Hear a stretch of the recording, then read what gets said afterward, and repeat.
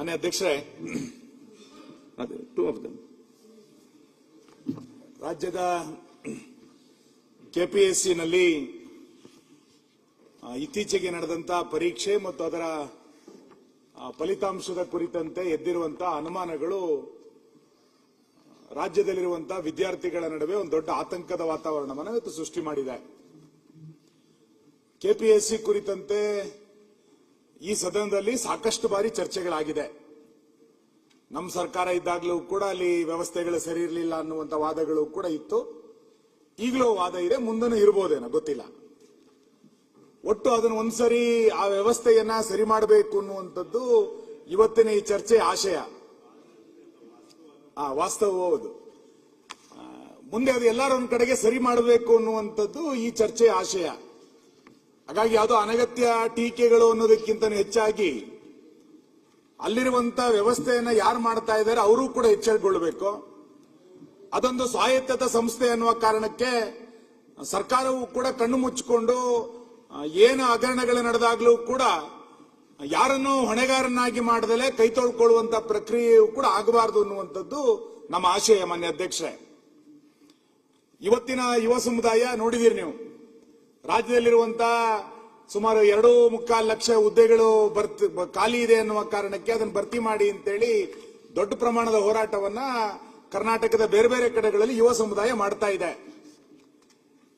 ಹಳ್ಳಿಯಲ್ಲಿರುವಂತಹ ಒಬ್ಬ ಯುವಕನಿಗೆ ತನ್ನ ವಿದ್ಯಾಭ್ಯಾಸ ಮುಗಿದ ನಂತರ ಸರ್ಕಾರಿ ಹುದ್ದೆ ಸಿಗಬೇಕು ಅನ್ನುವಂಥದ್ದು ಸಹಜವಾಗಿ ಎಲ್ಲರ ಮನೆಗಳಲ್ಲಿ, ಪೋಷಕರಲ್ಲಿ ಮತ್ತು ವಿದ್ಯಾರ್ಥಿಗಳ ಮನಸ್ಸಿನಲ್ಲಿ ಸಹಜವಾಗಿರುವಂತಹ ಒಂದು ಆಸೆ ಅದು. ನಾನೊಂದು ಸರ್ಕಾರಿ ಉದ್ಯೋಗಕ್ಕೆ ಹೋಗ್ಬೇಕು, ಆ ಹುದ್ದೆನಲ್ಲಿ ಚೆನ್ನಾಗಿ ಕೆಲಸ ನಿರ್ವಹಣೆ ಮಾಡಬೇಕು ಅಂತೇಳಿ ಎಲ್ಲರ ಹತ್ರನೂ ಕೂಡ ಆಸಕ್ತಿ ಇರುತ್ತೆ. ಜೀವನದ ಗುರಿನೂ ಕೂಡ ಹೌದು. ಅದಕ್ಕೋಸ್ಕರ ಸಾಕಷ್ಟು ಜನ ವಿದ್ಯಾರ್ಥಿಗಳು ರಾತ್ರಿ ಹಗಲು ಕಷ್ಟಪಡ್ತಾರೆ, ಓದ್ತಾರೆ, ಪ್ರಾಮಾಣಿಕವಾಗಿ ಪರೀಕ್ಷೆಯನ್ನು ಬರೀತಾರೆ. ಇದೇ ರೀತಿ ಕಷ್ಟಪಟ್ಟಂತ ಸಾವಿರಾರು ಉದಾಹರಣೆಗಳು ನಮ್ಮ ಕರ್ನಾಟಕದಲ್ಲಿ ಇವತ್ತಿಗೂ ಕೂಡ ಸಿಗುತ್ತೆ. ಬದುಕನ್ನ ಕಟ್ಟಿಕೊಳ್ಬೇಕು ಅನ್ನುವ ಕಾರಣಕ್ಕೆ ಇವತ್ತಿನ ಯುವ ಸಮುದಾಯ ಯಾವ್ಯಾವ ರೀತಿಯಾದಂತಹ ಕಷ್ಟಗಳನ್ನ ಪಡ್ತಾ ಇದೆ ಅನ್ನೋದನ್ನ ಬೇರೆ ಬೇರೆ ರೂಪದಲ್ಲಿ ವ್ಯಾಖ್ಯಾನಿಸಬಹುದು. ಮಾನ್ಯ ಅಧ್ಯಕ್ಷರೇ, ಬದುಕನ್ನ ಕಟ್ಟಿಕೊಳ್ಳೋದು ಅದೇನೋ ರಾತ್ರೋರಾತ್ರಿ ನಡೆದು ಬಿಡುವಂತ ಒಂದು ಪವಾಡ ಅಲ್ಲ. ಅದಕ್ಕೊಂದು ವಿಶೇಷವಾದಂತಹ ಪರಿಶ್ರಮ ಬೇಕು, ಎಷ್ಟೋ ವರ್ಷಗಳ ತಪಸ್ಸು ಬೇಕು, ಅದಕ್ಕೊಂದು ಶ್ರದ್ಧೆ ಬೇಕು. ಇವೆಲ್ಲದರ ಕಾರಣಕ್ಕೆ ಒಬ್ಬ ಯುವಕ ತನ್ನ ಬದುಕನ್ನ ಕಟ್ಟಿಕೊಳ್ತಾನೆ. ಆದ್ರೆ ಇವತ್ತು ಕೆಪಿಎಸ್ಸಿನ ವ್ಯವಸ್ಥೆ ಏನಾಗಿದೆ ಅಂತ ಕೇಳಿದ್ರೆ, ಯಾವ ಬದುಕನ್ನ ಕಟ್ಕೊಳ್ಳಿಕ್ಕೋಸ್ಕರ ಕನಸುಗಳನ್ನ ಇಟ್ಟುಕೊಂಡು ಪರೀಕ್ಷೆಯನ್ನ ಬರೆಯುವಂತ ವಿದ್ಯಾರ್ಥಿಗಳಿಗೆ ಸರ್ಕಾರಿ ನಿಯಂತ್ರಣದಲ್ಲಿ ವಿದ್ಯಾರ್ಥಿಗಳ ಕನಸನ್ನ ಹತ್ಯೆ ಮಾಡುವಂತ ಒಂದು ಕೇಂದ್ರ ಆಗಿಬಿಟ್ಟಿದೆ ಅನ್ನುವಷ್ಟರ ಮಟ್ಟಿಗೆ ಆಕ್ರೋಶ ಇವತ್ತು ಯುವ ಸಮುದಾಯದ ನಡುವೆ ಬರ್ತಾ ಇದೆ. ಎಷ್ಟೋ ಕನಸುಗಳು, ನಾನು ಪಿಡಿಒ ಆಗಬೇಕು ಅನ್ನುವಂತ ಕನಸು ಎಲ್ಲೋ ಇದೆ, ವಿ ಆಗಬೇಕು ಅಂತ ಕನಸಿದೆ, AEE ಆಗಬೇಕು ಅಂತ ಕನಸಿದೆ. ಮೊನ್ನೆ ನಾನು ಡಿವೈಎಸ್ಪಿ ಆಗಬೇಕು, ತಹಸೀಲ್ದಾರ್ ಆಗಬೇಕು, AC ಆಗಬೇಕು ಅನ್ನುವಂತ ಪ್ರೊಫೆಷನಲ್ ಎಕ್ಸಾಮ್ಗಳು ನಡೆದಂತ ಘಟನೆಗಳಿದೆ. ನಾನು ಆಗ್ಬಿಡ್ತೀನಿ ಅನ್ನುವಂತ ಕನಸುಗಳನ್ನ ಇಟ್ಕೊಂಡು ಬಂದಂತ ವಿದ್ಯಾರ್ಥಿಗೆ, ಯುವಕನಿಗೆ ಒಂದು ಸರ್ಕಾರಿ ನಿಯಂತ್ರಣದಲ್ಲಿ ಭ್ರಷ್ಟಾಚಾರದ ಜಂಜಾಟದಲ್ಲಿ, ನಿಯಮಾವಳಿಗಳ ಜಂಜಾಟವನ್ನು ಇಟ್ಟುಕೊಂಡು ಆ ವಿದ್ಯಾರ್ಥಿಗಳ ಕನಸನ್ನು ಹತ್ಯೆ ಮಾಡುವಂತ ಕೇಂದ್ರ ಇದಾಗ್ಬಿಟ್ಟಿದೆಯೇನೋ. ಇದನ್ನ ಎಲ್ಲ ಪಕ್ಷಗಳು ಕೂಡ ಆಲೋಚನೆಯನ್ನು ಮಾಡಬೇಕಾದಂತ ಅನಿವಾರ್ಯತೆ ಇವತ್ತಿನ ಪರಿಸ್ಥಿತಿ. ಮಾನ್ಯ ಅಧ್ಯಕ್ಷರೇ, ಈ ಹಿನ್ನೆಲೆಯಲ್ಲಿ ಸ್ಪರ್ಧಾತ್ಮಕವಾದಂತಹ ಪರೀಕ್ಷೆಗಳು, ಆ ಫಲಿತಾಂಶ ಇವೆಲ್ಲವೂ ಕೂಡ ಅರ್ಹತೆ ಇರುವಂತಹ ವಿದ್ಯಾರ್ಥಿಗಳಿಗೆ ಒಂದು ಅವಕಾಶವನ್ನ ಸಿಗಬೇಕು. ನಿಜವಾದಂತಹ ಅರ್ಹತೆ ಇರುವಂತಹ ವಿದ್ಯಾರ್ಥಿಗಳು ಅಲ್ಲಿ ಪ್ರವೇಶವನ್ನ ಪಡ್ಕೊಂಡು ಸರ್ಕಾರಿ ಹುದ್ದೆಗಳಿಗೆ ಬರಬೇಕು ಅನ್ನುವಂಥದ್ದು ನಮ್ಮೆಲ್ಲರದು ಕೂಡ ಆಶಯ. ಇಲ್ಲಿ ಯಾರಿಗೋ ಒಬ್ಬನಿಗೆ ಕೆಪಿಎಸ್ಸಿನ ಮುಖಾಂತರ ಸರ್ಕಾರಿ ಹುದ್ದೆ ಸಿಕ್ತು ಅನ್ನೋದು ಅಷ್ಟೇ ಅಲ್ಲ, ಆತನ ಕೈಗೆ ಮುಂದಿನ 20-30 ವರ್ಷಗಳ ಕಾಲ ಕಾರ್ಯಾಂಗಕ್ಕೆ ಒಂದು ಭವಿಷ್ಯವನ್ನ ಕೊಡುವಂತ ಕೇಂದ್ರ ಅದು. ನಾವು ಮುಂದಿನ ವ್ಯವಸ್ಥೆಯನ್ನ ಯಾರು ಕೈ ಕೊಡ್ತಾ ಇದೀವಿ ಅಂತಂದ್ರೆ, ಆ ಕೆಪಿಎಸ್ಸಿ ಮುಖಾಂತರ ಸೆಲೆಕ್ಷನ್ ಮಾಡಿ ಬರುವಂತ ವಿದ್ಯಾರ್ಥಿಗಳ ಕೈಗೆ ರಾಜ್ಯದ ಭವಿಷ್ಯವನ್ನ ಕೊಡ್ತಾ ಇದೀವಿ.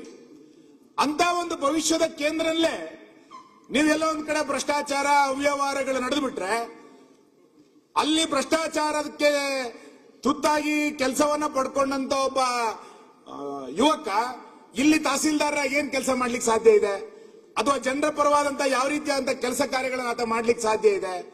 ಇವೆಲ್ಲವನ್ನು ಕೂಡ ಇವತ್ತು ಚರ್ಚೆ ಮಾಡಬೇಕಾದಂತ ಅಗತ್ಯತೆಗಳು ಪಕ್ಷಭೇದ ಮರೆತು ಇವತ್ತು ಮಾಡಬೇಕಾದಂತ ಅನಿವಾರ್ಯತೆಗಳಿದೆ ಮಾನ್ಯ ಅಧ್ಯಕ್ಷರೇ.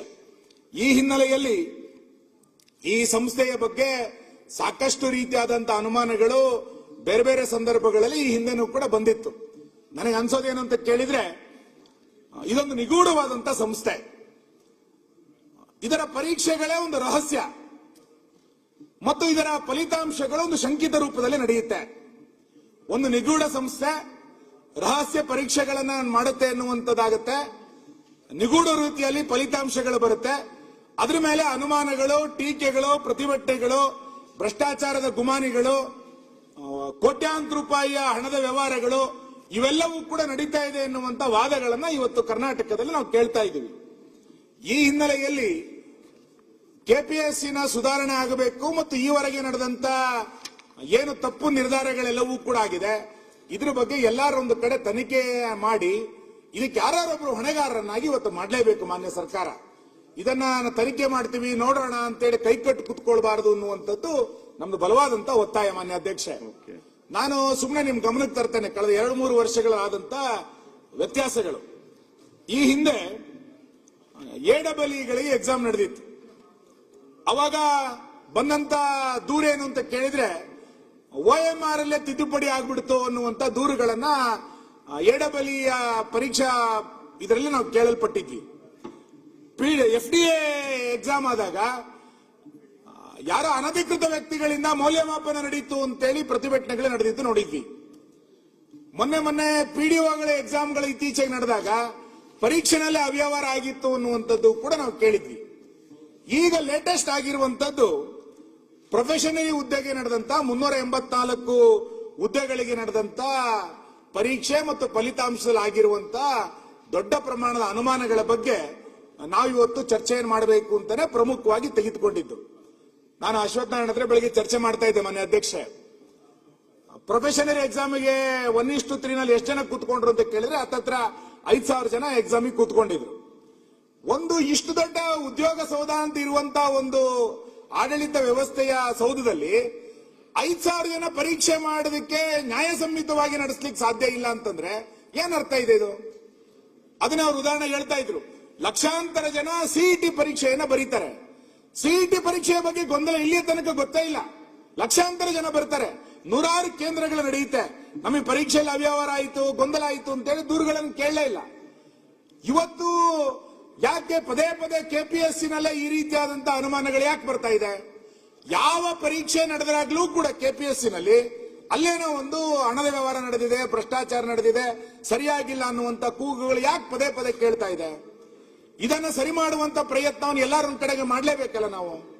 ಈ ಹಿನ್ನೆಲೆಯಲ್ಲಿ ಕೆಪಿಎಸ್ಸಿಯಿಂದ ಯಾರು ಸೆಲೆಕ್ಷನ್ ಆದ್ರೆ ಅವನನ್ನು ಅನುಮಾನದ ನೋಡುವಂತ ಪರಿಸ್ಥಿತಿ ಇವತ್ತು ಕರ್ನಾಟಕದಲ್ಲಿ ಮೂಡಿ ಬಂದಿರುವಂತದ್ದು ಖಂಡಿತ ಕರ್ನಾಟಕಕ್ಕೂ ಒಳ್ಳೇದಲ್ಲ ಮತ್ತು ಆ ಸಂಸ್ಥೆಯ ಗೌರವಕ್ಕೂ ಕೂಡ ಒಳ್ಳೇದಲ್ಲ.